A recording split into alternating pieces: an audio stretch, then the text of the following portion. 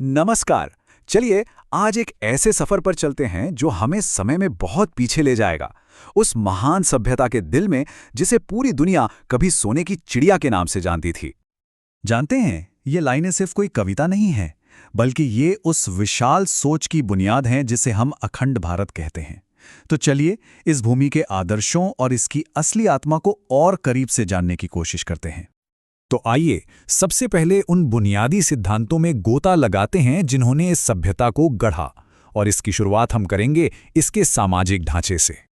अब देखिए, यहाँ सबसे दिलचस्प बात यह है कि उनका जो मूल दर्शन था यानी धर्म, वो सीधे सीधे उनके शासन करने के तरीके में दिखाई देता था। और यहाँ धर्म का मतलब किसी पूजा पाठ या मजहब से नहीं था। धर्म का मतलब था कर्तव्य, अपनी जिम्मेदारियों को पूरी ईमानदारी से निभाना। और एक राजा के लिए उसका सबसे बड़ा धर्म, सबसे बड़ा कर्तव्य था अपनी प्रजा की भलाई। ये जो समाज था ना, इसका ताना बाना सिर्फ नियमों से नहीं, बल्कि सबके कल्याण की सोच और महिलाओं के लिए गहरे सम्मान के धागों से बुना गया था। स्त्रियां सिर्फ घर नहीं संभालती थीं, वो विदुषी थीं, समाज की बौद्धिक नेता थीं। गार्गी, मैत्री, लोपामुद्रा ये सिर्फ नाम नहीं, बल्कि उस दौर की महान विचारक थीं।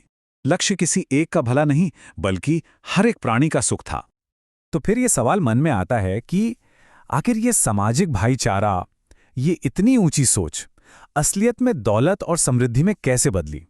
इसका जवाब ज्ञान की ताकत में छिपा है।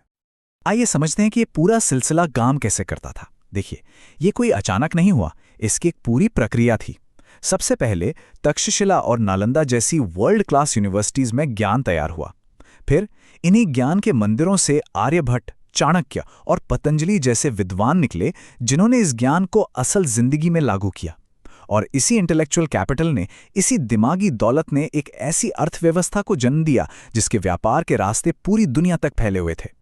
और ये जो आप देख रहे हैं, ये उस सभ्यता की आर्थिक शक्ति का सबूत है।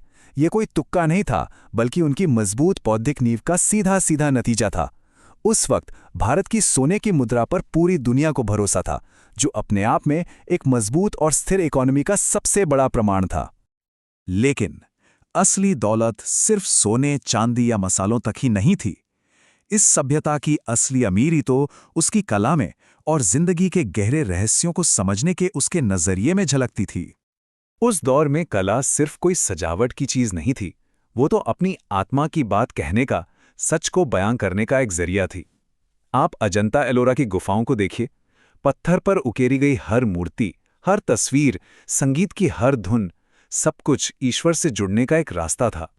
ये एक लाइन, सोचिए, इस एक दार्शनिक सोच ने समाज में झगड़े की जगह बातचीत और बहस का माहौल बनाया।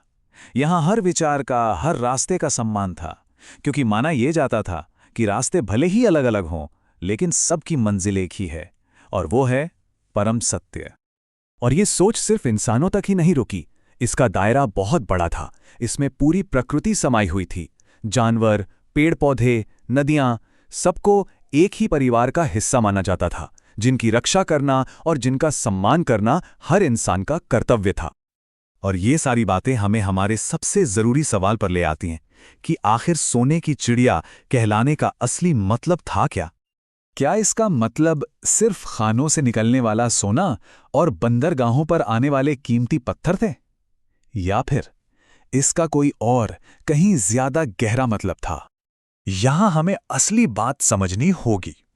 असली सोना कोई धातु नहीं था, वो तो इस सभ्यता के संस्कार थे, इसके सिद्धांत थे। ये वो जमीन थी जो जमीनें जीतना नहीं, बल्कि दिल जीतना जानती थी। इसकी असली दौलत तो ज्ञान, करुणा और एकता में छिपी थी, जो किसी भी सोने या हीरे से कहीं ज्यादा कीमती थी।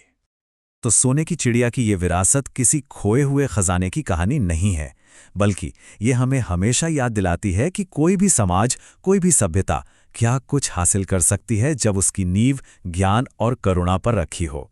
ये एक ऐसा आदर्श है जो सिर्फ हमारे अतीत पर रोशनी नहीं डालता, बल्कि एक बेहतर भविष्य बनाने के लिए आज भी हमारा रास्ता दिखा सकता है।